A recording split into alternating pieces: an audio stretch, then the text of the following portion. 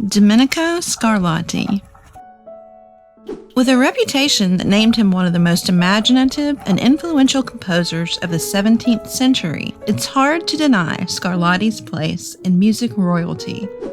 Born in Naples, Italy, on October 26, 1685, Domenico Scarlatti was a composer and harpsichordist with a first-class musical pedigree. His father, Alessandro Scarlatti, was a highly esteemed musician who would be Domenico's first musical influence and teacher. Hardly a bad start, is it? While Scarlatti was chronologically a Baroque composer, his music would be hugely influential in the classical period.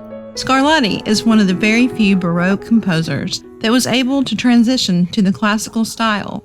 Today, he is best known for having composed his 555 keyboard sonatas. Yes, you heard right, 555. Let's find out a little bit more about this Baroque master who moved so effortlessly between worlds. Childhood.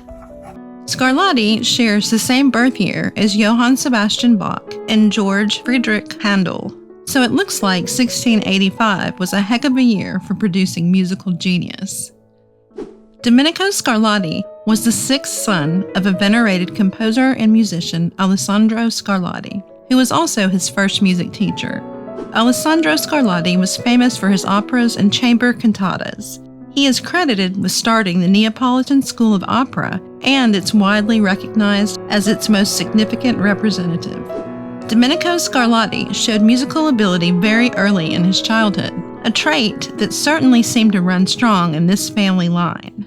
His brother Pietro Filippo also benefited from their father's tutelage and good genes, going on to become a famous composer and organist in his own right. From his father's tutelage, Domenic would go on to receive instruction from several other prominent musicians, including Italian Baroque composers Gaetano Greco, Francesco Gasparini, and Bernardo Pasquini. Pasquini was a renowned composer and virtuoso pianist who greatly influenced Scarlatti's own musical style, as is evidenced by the fact that they would both go on to be recognized as two of the three top Italian composers for the harpsichord. Another of his influences was Muzio Clementi, an Italian composer that would later introduce Scarlatti's sonatas into the classical style. Throughout his teens and early 20s, the young Scarlatti would continue to study music. In 1701, at the age of 15, Scarlatti got his first paying gig as the composer and organist for the Royal Chapel in Naples, a role he landed in no small part thanks to the influence of his father. However, he quickly proved that he deserved his place at the Royal Chapel, the platform from which his successful career was launched. But before we take a closer look at Scarlatti's life and career, how about you click on the subscribe button to keep you updated as we release more videos just like this. Life and career. Early career. After securing his role as a Royal Chapel organist, Domenico went on to revise Carlo Francesco Polarolo's well-known opera, Irene. Irene was performed in Naples in 1703 when Scarlatti was just 17. Here's where the details of Scarlatti's life become a little bit murky. After the performance of Irene, we know that Scarlatti was sent to Venice by his father. However, very little record is available of what happened during this time period, and any record that there might have been seems to have been lost to the vagaries of time. It wasn't until 1709 that any more detail of his life is known. This was when Scarlatti would leave for Rome and enter into the service of Marie Casimir, the exiled Polish queen. Rome. In the service of Marie Casimir, Scarlatti would begin to meet more and more remarkable musicians. It was here that he would meet Irish composer Thomas Rosengray, and legend has it that there was even a duel of skill with George Friedrich Handel at the palace of Cardinal Ottoboni in Rome. After their musical duel, it is said that Scarlatti was judged as possibly being the superior harpsichordist. Can you imagine the level of harpsichord chops you'd need to have to beat Handel? Rome was definitely a very busy time for Scarlatti. During his time with the Queen, he would compose several operas for her private theater. Unfortunately, precisely because his work was for the royal court, not a lot of Scarlatti's work would be published while he was alive. It was also during this period that Scarlatti would work as the Maestro di Cappella at St. Peter's Cathedral from 1715 to 1719. But what now for the young and gifted composer? Well, time for travel, of course. He kicked this off with a trip to London in 1719 to direct the performance of his opera Narciso at the King's Theatre. If you are enjoying your trip through the lives of classical composers, please hit that like and subscribe button so you never miss any of our videos. Travel. Domenico Scarlatti moved several times throughout his life. The first of these would be to the musical city of Lisbon in Portugal. Scarlatti arrived in Lisbon on November 29, 1719. Here he would teach music to Maria Magdalena Barbara, the Portuguese princess. After his service to the princess, he departed Lisbon on January 28, 1727, heading back to Rome. In Rome, he met and married his wife, Maria Caterina Gentili. They were wed in Rome on May 6, 1728, and they remained there for 5 years. The next stop for Scarlatti was a trip to Spain, arriving in Madrid in 1733. This is where he would spend the next 25 years of his life. In Madrid, he taught Princess Maria Barbara, who had married into the Spanish royal family and would go on to become Queen of Spain.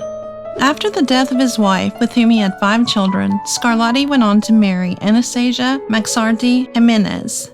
But that's not the most important thing that happened in Madrid. It was here that he would write the music that carved out his place in the pages of music history, his 555 keyboard sonatas. The music. As I mentioned earlier, very few of Scarlatti's compositions were published in his lifetime, although it seems that Scarlatti oversaw the publication of the collection he is most famous for, 30 Exercizi, or 30 Exercises, in 1738.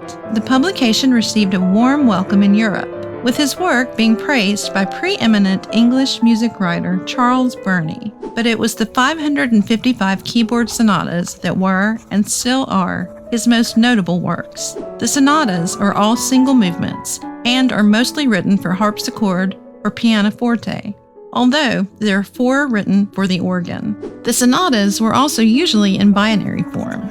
This means that a given piece of music will have 2 similar sections, and these sections will be repeated throughout the music, usually in an AB or AABB form.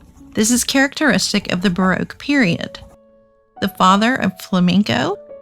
In many online discussions and forums, you can find Scarlatti referred to as the father of flamenco, but that might not really be the case.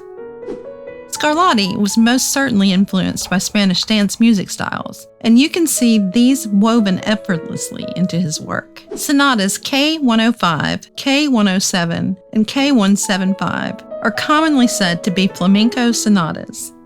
It is important to remember that his music featured whole blocks that were purely tonal and would have nothing to do with flamenco, really. Scarlatti was largely concerned with juxtaposing those 2 contrasting blocks as a tension between the tonal and modal. Scarlatti did, however, make use of the Phrygian mode, which was essentially unknown in European art music at the time. However, you can also see the clear influence of the flamenco guitar in his use of note repetition. Death.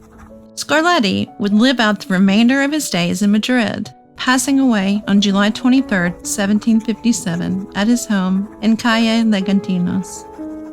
While he may not have published much during his lifetime, that does not mean that Domenico Scarlatti was not a hugely influential and gifted composer, with a little more musical audacity than time gave him credit for. That's it, my musical friends. If you liked what you learned today and you would like to get more of the history of classical music, then hit that like and subscribe button, and hit the comment section to let us know which composer you would like a deep dive into next. Thanks for watching.